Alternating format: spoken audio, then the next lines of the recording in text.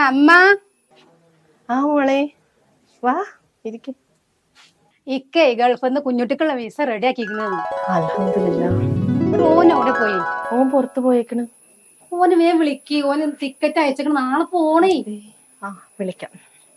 ഇന്നലെ പണിക്ക് വരും. കള്ളം സത്യം അമ്മ പറയല്ലേ. അല്ലെന്ന് കാര്യമായിട്ട്. പക്ഷെ വെറുതെ അമ്മ വഴക്ക് പറഞ്ഞു. എന്തിന്?